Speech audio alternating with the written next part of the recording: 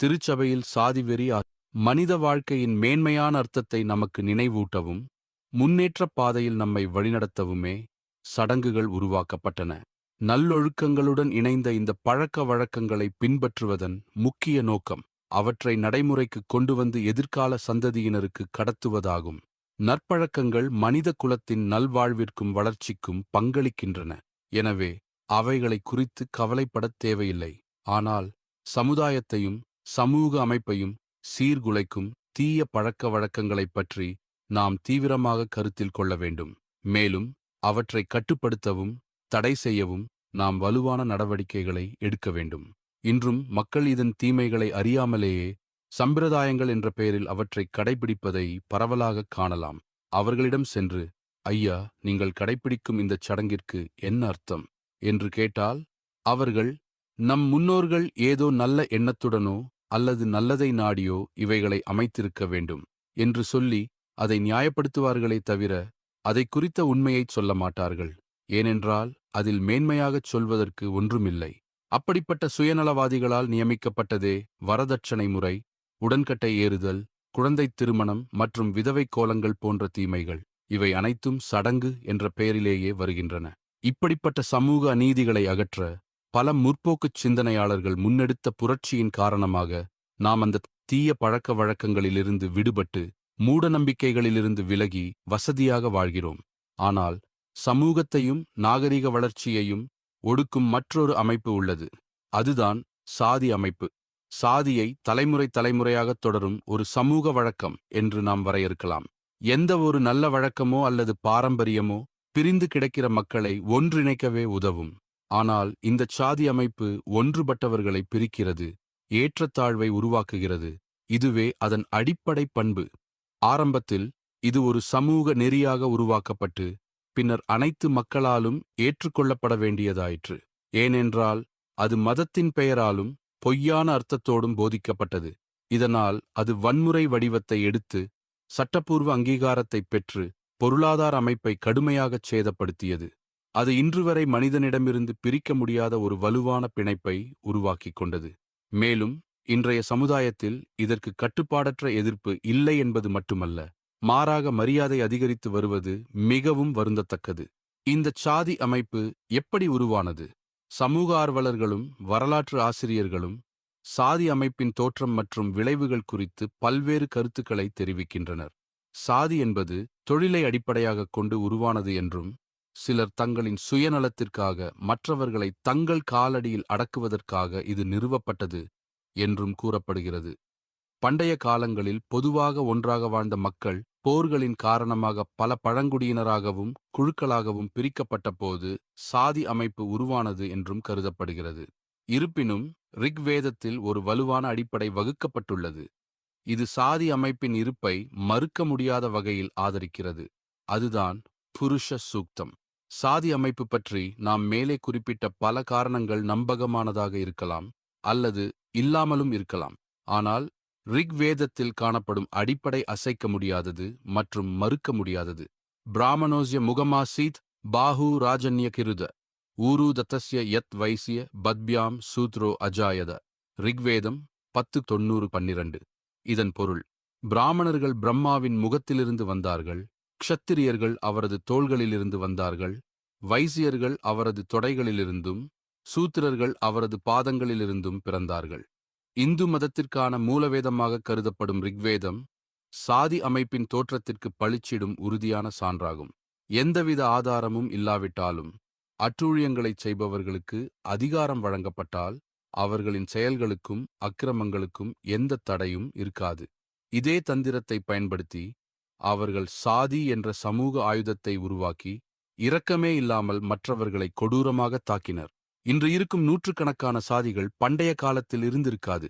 ஆனால் இவ்வளவு சாதிகளாக சமூகம் பிரிக்கப்பட்டதற்கு காரணம் புருஷ சூக்தம் என்று தயக்கமில்லாமல் சொல்லலாம். மேலும் சாதிகளின் தோற்றம் பற்றிய அனைத்து கற்பனை கதைகளும் பொய்களால் நிரம்பியுள்ளன.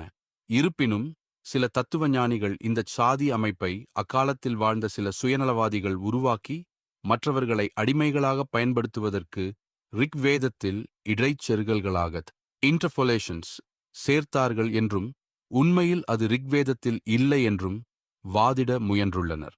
அது உண்மை என்றால் மனித இனத்திற்கு வாழ்க்கையின் அர்த்தத்தை கற்பித்திருக்க வேண்டிய மனுசாஸ்திரம் ஏன் சாதி அமைப்பை வலுப்படுத்த வேண்டும்? ஆனால் ஒரு சூத்திரன் விலைக்கு வாங்கப்பட்டாலும் சரி, வாங்கப்படாவிட்டாலும் சரி, அவன் ஒரு பிராமணனின் அடிமையாக படைக்கப்பட்டதால் சேவை செய்யும்படி கட்டாயப்படுத்தப்படலாம். ஒரு சூத்திரன் தன் எஜமானனால் விடுவிக்கப்பட்டாலும் அடிமைத்தனத்திலிருந்து விடுவிக்கப்படவில்லை. அது அவனுக்குள் இயல்பாகவே இருப்பதால் அவனை அதிலிருந்து யார் விடுவிக்க முடியும்? மனுஸ்மிருதி 8:412. அதாவது, ஒரு சூத்திரன் அடிமையாக வாங்கப்பட்டாலும் இல்லாவிட்டாலும் ஒரு பிராமணன் அவனை அடிமையாக்க கட்டாயப்படுத்தலாம். ஏனென்றால் சூத்திரன் பிராமணர்களுக்குச் சேவை செய்யவும் கீழ்த்தரமான வேலைகளைச் செய்யவும் படைக்கப்பட்டான்.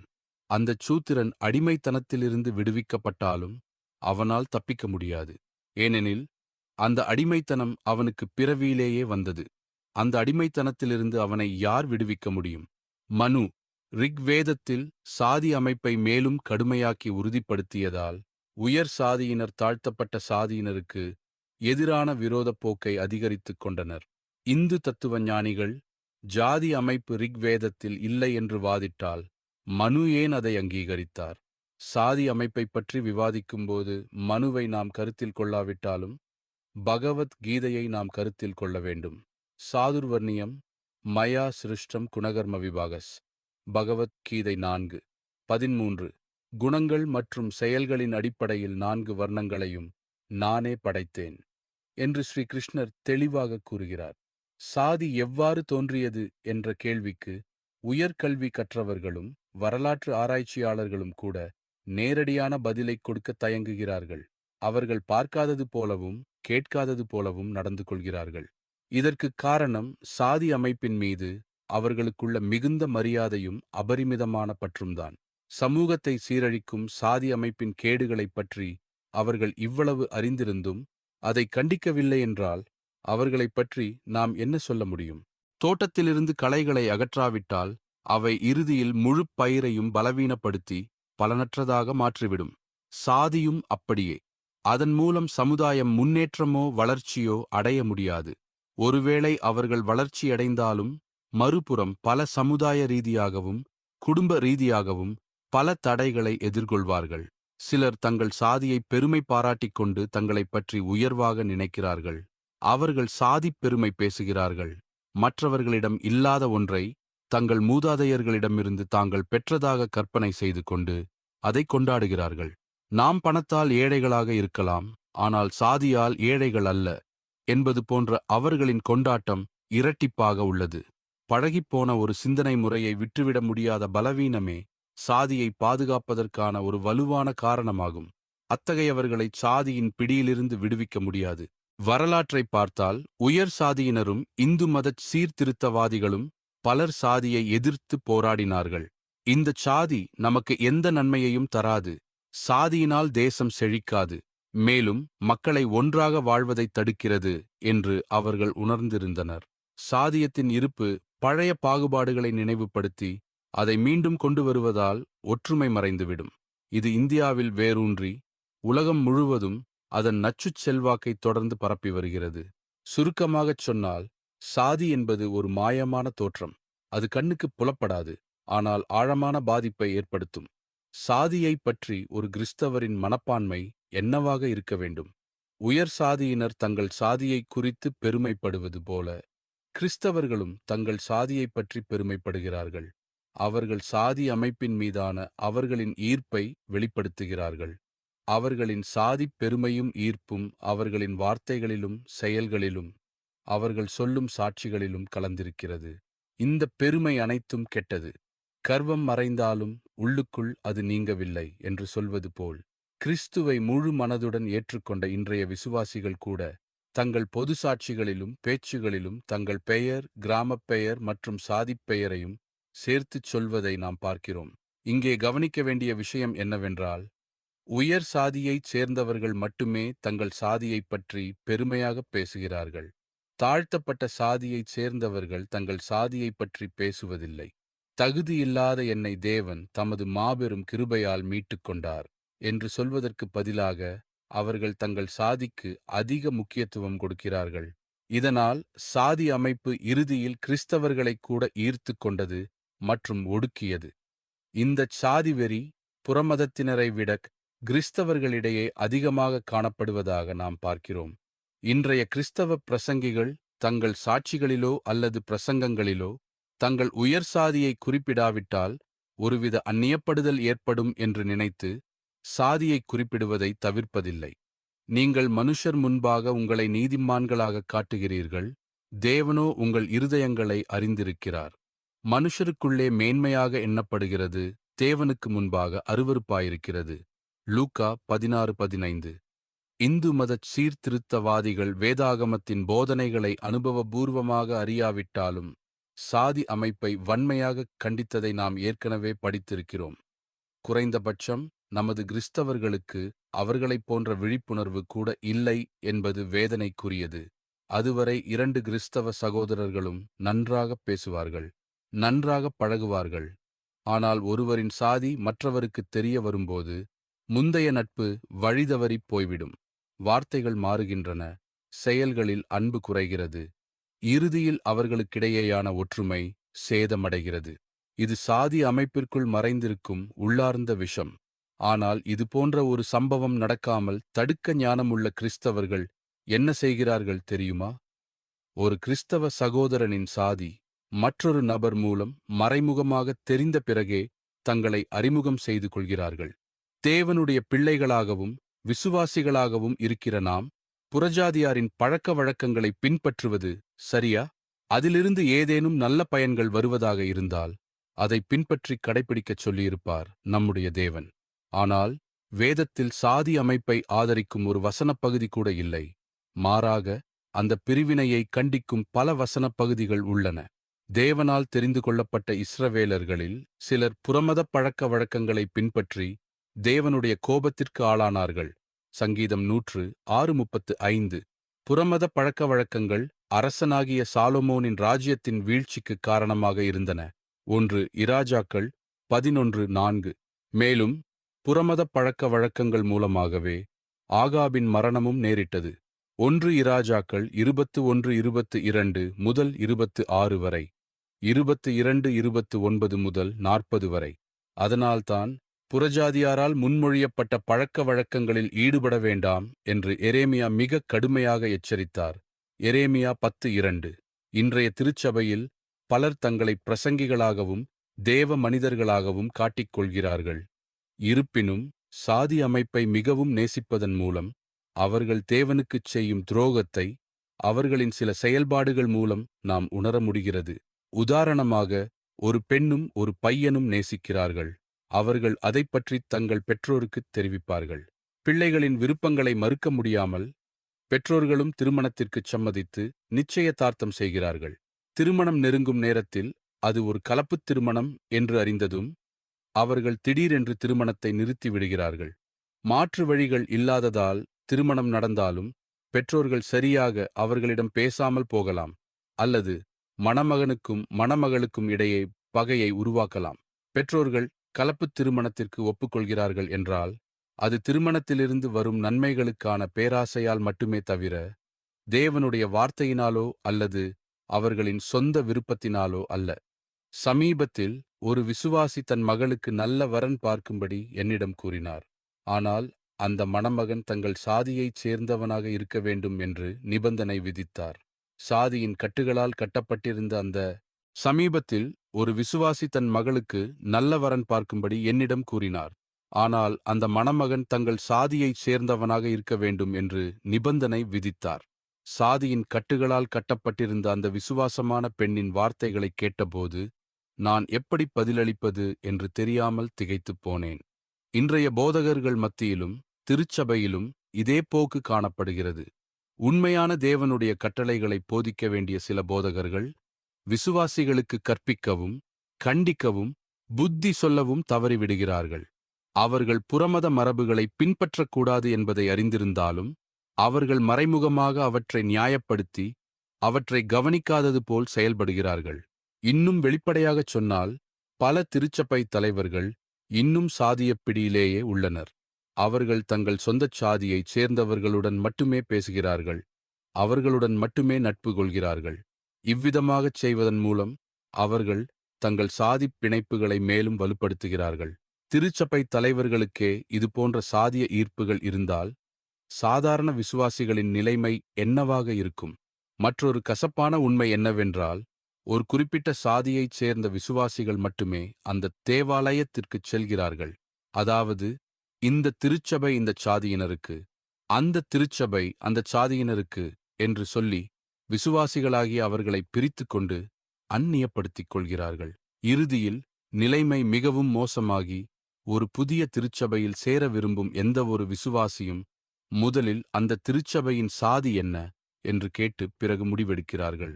ஒரே சரீரமாக இருக்க வேண்டிய கிறிஸ்தவ சபை சாதி அமைப்பின் பெயரால் துண்டு துண்டாக பிரிக்கப்படுகிறது.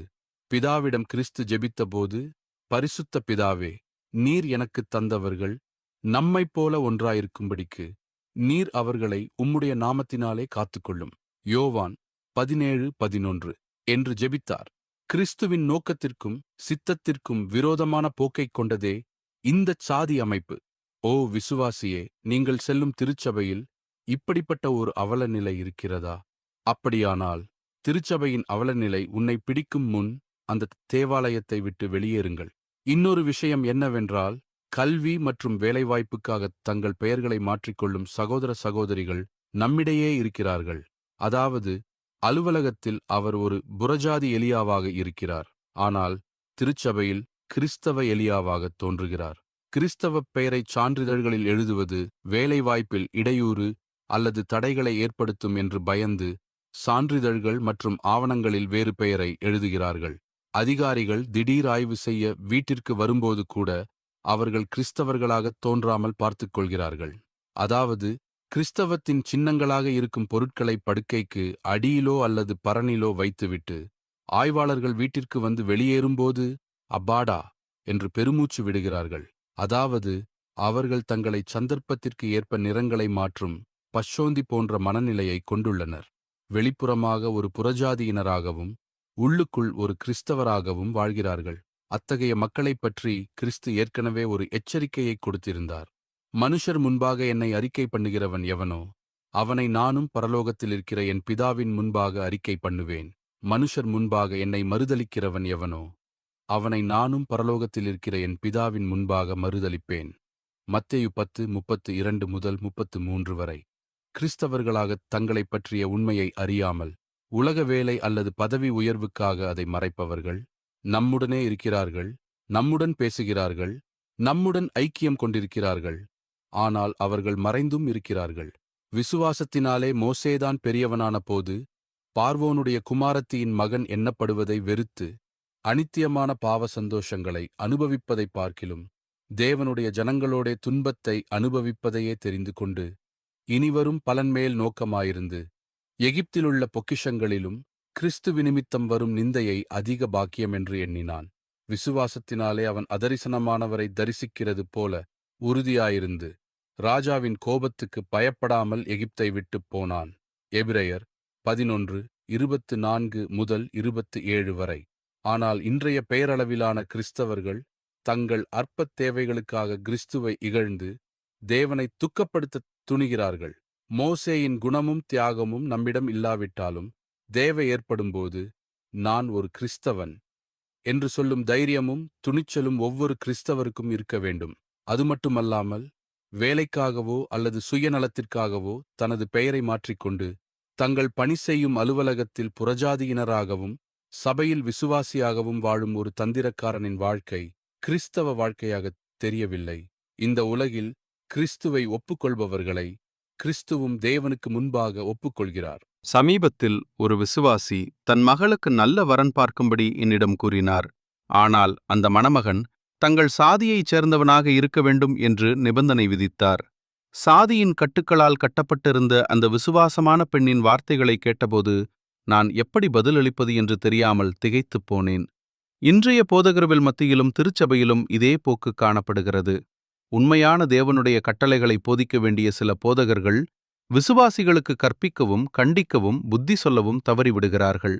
அவர்கள் புறமத மரபுகளை பின்பற்றக்கூடாது என்பதை அறிந்திருந்தாலும் அவர்கள் மறைமுகமாக அவற்றை நியாயப்படுத்தி அவற்றை கவனிக்காதது போல் செயல்படுகிறார்கள். இன்னும் வெளிப்படையாகச் சொன்னால், பல திருச்சபை தலைவர்கள் இன்னும் சாதிய பிடியிலேயே உள்ளனர்.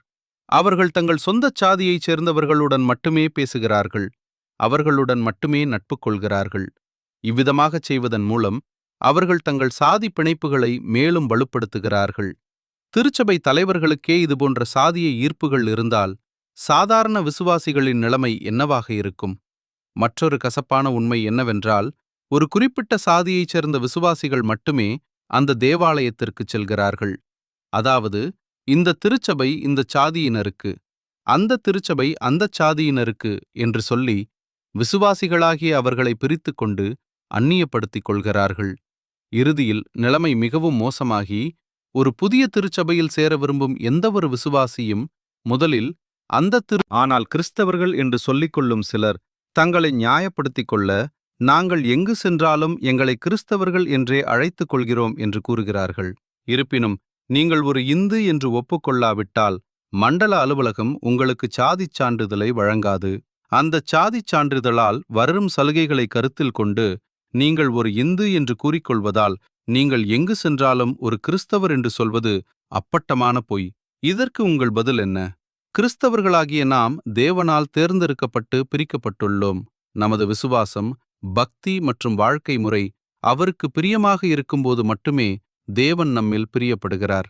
புலியை பார்த்து பூனை சூடு போட்டுக் கொண்டது போல நாம் பிறரை பின்பற்றக்கூடாது. சாதி அமைப்பு என்பது வேதாகமத்திற்கு புறம்பான ஒரு கோட்பாடு. அது ஒற்றுமையாக வாழ்பவர்களை பிரிக்கிறது, பிரிவினைவாதத்தை உருவாக்குகிறது. மேலும் இந்த சாதிவெறி மிகவும் அருவருப்பானதாக கருதப்படுகிறது மற்றும் இந்து சமூக சீர்திருத்தவாதிகளாலேயே எதிர்க்கப்படுகிறது. எனவே கிறிஸ்தவர்களாகிய நாம் இதை கண்டிக்க வேண்டும். இது மனிதர்களால் உண்டான ஒரு கோட்பாடு என்ற உண்மையை உணர்ந்து கொள்ள வேண்டும். மனிதர்களிடையே உயர்வாக கருதப்படுவது தேவனுடைய பார்வையில் அருவருப்பானது.